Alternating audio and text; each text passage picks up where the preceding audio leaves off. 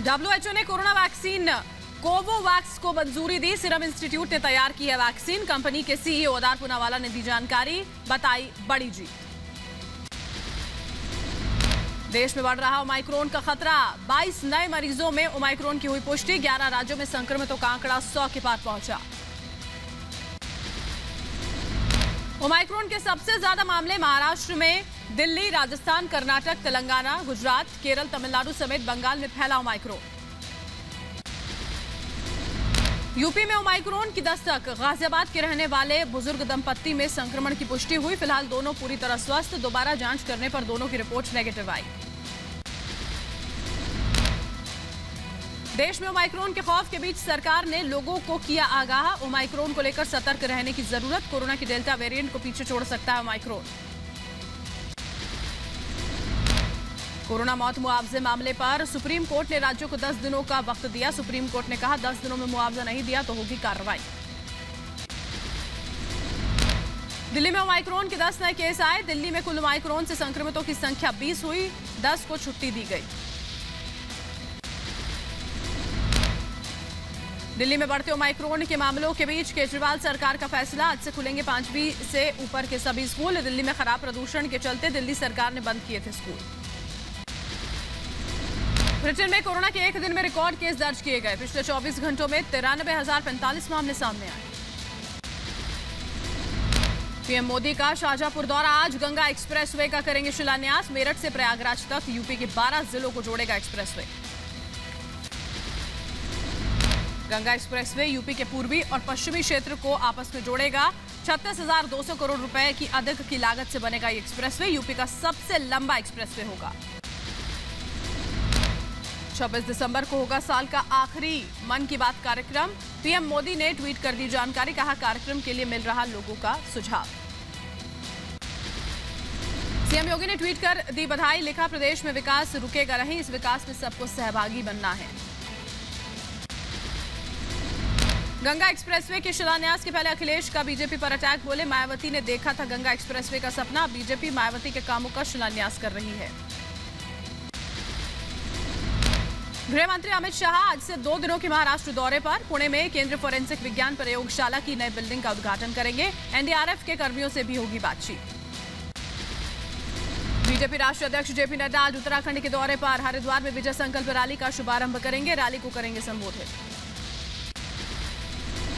हरिद्वार में कार्यक्रम के दौरान राहुल गांधी का रुद्राक्ष की माला पहनने से इनकार। बीजेपी का राहुल पर हमला। अमित मालवीय ने ट्वीट कर कहा जिन्हें जालीदार टोपी से प्यार, उन्हें ही रुद्राक्ष की माला से इनकार।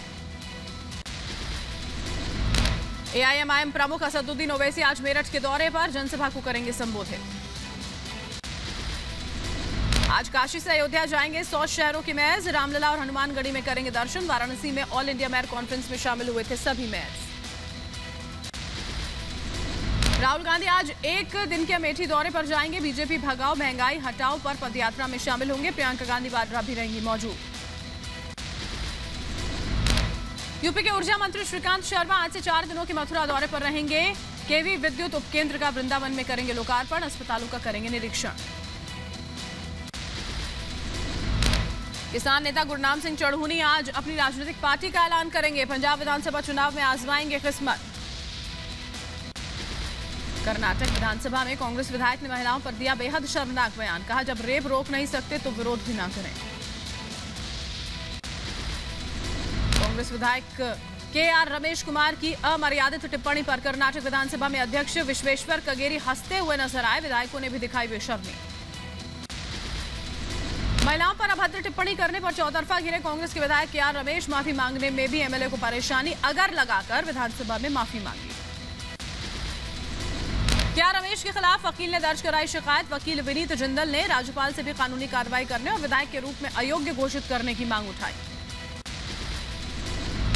कांग्रेस विधायक रमेश कुमार ने महिलाओं पर आपत्तिजनक बयान पहली बार नहीं दिया। फरवरी 2019 में भी रेप को लेकर कर चुके हैं महिलाओं पर आपत्तिजनक टिप्पणी। रिपब्लिक के सवालों पर बौखलाए कांग्रेस नेता रमेश कुमार। रिपोर्टर की माइक पर मारा हाथ। कहा नहीं दूंगा कोई जवाब। केंद्रीय मंत्री स्मृति ईरानी का कांग्रेस विधायक केआर रमेश पर तीखा हमला। कहा एमएलए केआर रमेश पर लिया जाए एक्शन। इस मामले में कांग्रेस की चुप्पी पर भी उठाए सवाल।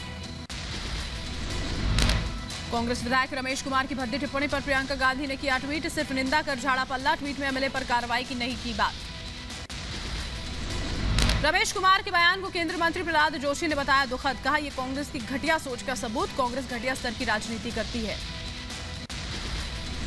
रमेश कुमार के बयान को लेकर बीजेपी का कांग्रेस पर निशाना, कहा कांग्रेस का इतिहास रहा है महिलाओं का अपमान करने का, ऐसा बयान देना बेहद दुखद और निंदनीय है।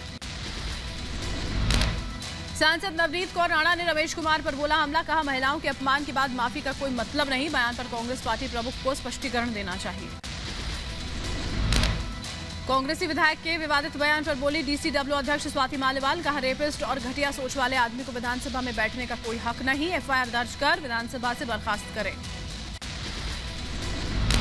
लड़कियों की शादी की उम्र बढ़ाने को लेकर सपा सांसद शफीकुर रहमान बर्क ने दिया एक भद्दा बयान, कहा शादी की उम्र सीमा बढ़ाने से लड़कियां आवारगी करेंगी। लड़कियों पर शर्मनाक बयान के बाद चौतरफा घिरे शफीकुर रहमान बर्क ने कहा बयान को तोड़ मरोड़ कर पेश किया गया, गलत शब्द का हुआ इस्तेमाल। शफीकुर रहमान बर्क ने लड़की को बताया जिम्मेदार, कहा गरीब इंसान लड़की की जल्दी शादी कर जिम्मेदारी को पूरा करना चाहता है, इसीलिए लड़कियों की शादी जल्द हो जानी चाहिए। सांसद शफीकुर रहमान के बाद अब सपा के एक और सांसद की पिछली जुबान, एसटी हसन के शर्मनाक बोल, कहा शादी की उम्र में देरी नहीं करनी चाहिए, 16 की उम्र में ही कर देनी चाहिए शादी। एसटी हसन और बर्क के बयान से अखिलेश यादव ने किनारा किया, कहा बयान से पार्टी का कोई संबंध नहीं, प्रगतिशील है समाजवादी सोच, हमारी सोच लड़कियों को आगे बढ़ाने वाली। रिपब्लिक भारत से बोले समाजवादी पार्टी के अध्यक्ष अखिलेश यादव, 21 साल में शादी का किया समर्थन, कहा केंद्र के फैसले के साथ। शफीकुर रहमान बर्क के बयान को राष्ट्रीय महिला आयोग अध्यक्षा रेखा शर्मा ने शर्मनाक बताया, कहा 18वीं सदी में जीते हैं शफीकुर रहमान जैसे लोग, लड़कियों को आगे नहीं बढ़ने देना चाहते। एमआईएम अध्यक्ष असदुद्दीन ओवैसी ने लड़कियों की 21 साल की उम्र में शादी के फैसले का विरोध करते हुए कहा अगर लड़की 18 साल में बालिग तो फिर क्यों ना हो शादी, शादी के अलग अलग नियम क्यों। असदुद्दीन ओवैसी ने पूछा जब 18 साल में वोट दे सकते हैं तो शादी क्यों नहीं कर सकते, 18 साल लड़कियों की शादी की उम्र होनी चाहिए। शादी की उम्र बढ़ाने का देवबंदी उलेमा ने विरोध किया, कहा सरकार नहीं शरीयत कानून के हिसाब से चलेंगे, शादी के लिए 18 साल की उम्र बिल्कुल सही। शादी की उम्र बढ़ाए जाने के फैसले का मुख्य इमाम उमेर अहमद इलियासी ने स्वागत किया, कहा बच्चियों के भविष्य से नहीं होना चाहिए खिलवाड़, हर चीज पर राजनीति करना गलत। लड़कियों की शादी की उम्र बढ़ाने के फैसले को मनाने से मुस्लिम धर्म गुरु सुफियान निजामी ने इनकार किया मानने से, कहा मुस्लिम समाज में नहीं होता बाल विवाह, मौजूदा कानून स्वीकार। अखिलेश यादव के रायबरेली दौरे का दूसरा दिन, सलोन विधानसभा में रैली को संबोधित करेंगे। कांग्रेस के गढ़ रायबरेली में समाजवादी विजय रथ यात्रा में दिखी सैकड़ों कार्यकर्ताओं की भीड़, कहा विधानसभा चुनाव में कांग्रेस के लिए नहीं छोड़ेंगे एक भी सीट। समाजवादी पार्टी के अध्यक्ष अखिलेश यादव ने फिर कहा चुनावों में बीजेपी का होगा सफाया, बीजेपी ने दिक्कत जिल्लत और किल्लत के सिवाय कुछ नहीं दिया। अखिलेश यादव ने यूपी के मंत्री के विधानसभा में दिए बयान को बताया धरती का सबसे बड़ा झूठ, स्वास्थ्य मंत्री ने कहा था ऑक्सीजन से यूपी में नहीं हुई एक भी मौत। बिजनौर में उद्घाटन के दौरान सड़क टूटने पर अखिलेश ने चुटकी ली, कहा नारियल लेकर जाओ, नारियल नहीं टूटेगा सड़क टूट जाएगी, अब टमाटर फोड़कर हो सड़क का उद्घाटन। कैप्टन की पंजाब लोक कांग्रेस पार्टी के साथ बीजेपी ने आधिकारिक गठबंधन का ऐलान किया, गजेंद्र सिंह शेखावत का बयान, कहा साथ मिलकर लड़ेंगे चुनाव, सीट शेयरिंग की भी जल्द करेंगे घोषणा। पंजाब बीजेपी प्रभारी शेखावत से मुलाकात के बाद बोले कैप्टन, कहा पंजाब विधानसभा चुनाव 101% जीतेंगे। पंजाब में कांग्रेस को बड़ा झटका, 22 पार्षदों ने छोड़ा कांग्रेस का साथ, कैप्टन अमरिंदर की पार्टी पंजाब लोक कांग्रेस में हुए शामिल। बढ़ते अगली खबर की ओर, नवजोत सिंह सिद्धू नए विवाद में फंसे, प्रेस कॉन्फ्रेंस के दौरान पिछली जुबान, योजना के सवाल के जवाब में दी गाली, अमर्यादित भाषा का किया इस्तेमाल। पंजाब कांग्रेस में एक बार फिर दिखी टसल, नवजोत सिंह सिद्धू ने सीएम चन्नी पर साधा निशाना, कहा मैंने भ्रष्टाचारी अधिकारियों की लिस्ट सौंपी लेकिन अभी तक कुछ नहीं बदला। पंजाब कांग्रेस अध्यक्ष नवजोत सिंह सिद्धू ने ट्वीट कर विधानसभा उम्मीदवारों के आवेदन मांगे, फॉर्म भी पोस्ट किया, 20 दिसंबर तक कर सकते हैं आवेदन। पीएम मोदी ने यूपी के 36 बीजेपी सांसदों के साथ नाश्ते पर मुलाकात की। इस दौरान गैर राजनीतिक चर्चा हुई। पीएम मोदी को मिलेगा भूटान का सर्वोच्च नागरिक सम्मान। भूटान के पीएम ने ट्वीट कर जानकारी दी। भूटान के पीएम ने प्रधानमंत्री मोदी को बिना शर्त दोस्ती और सालों तक समर्थन देने का जिक्र किया। गोवा की बीजेपी विधायक अलीना साल्दना आम आदमी पार्टी में शामिल हुई हैं। केजरीवाल की मौजूदगी में पार्टी की सदस्यता ली।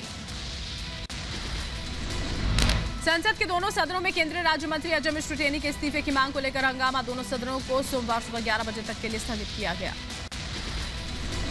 हंगामे के बीच लोकसभा में काफी देर तक चली कार्यवाही। केंद्रीय मंत्री स्मृति ईरानी ने सवालों का जवाब दिया। राज्यसभा की कार्यवाही शुरू होते ही सभापति वेंकैया नायडू ने कहा, मैंने सत्ता पक्ष और विपक्ष के साथ बैठक की। कार्यवाही चलाने के लिए आम राय बनाने को कहा। राज्यसभा के निलंबित सांसदों का गांधी मूर्ति पर जन संसद संवाद। राज्यसभा की तरह ही लगाई गई कुर्सियां। पीएम की कुर्सी सबसे पीछे दूर लगाई गई। अजय मिश्र टेनी को लेकर कांग्रेस नेता मल्लिकार्जुन खड़गे ने पीएम मोदी पर लगाया आरोप। कहा, एसआईटी की रिपोर्ट के बावजूद अजय मिश्र को बचा रही सरकार अब तक क्यों नहीं लिया इस्तीफा। पंजाब में बीएसएफ को मिली बड़ी कामयाबी। जवानों ने सीमा पार से हेरोइन की तस्करी को नाकाम किया। बीएसएफ ने 26 किलो हेरोइन जब्त की।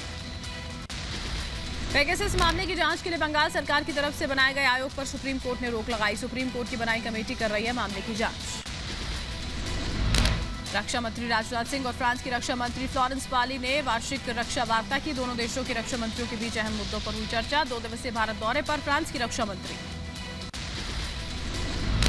भारतीय कुश्ती संघ के अध्यक्ष और बीजेपी सांसद ब्रजभूषण शरण सिंह ने युवा पहलवान को थप्पड़ जड़ दिया। वीडियो सोशल मीडिया पर वायरल।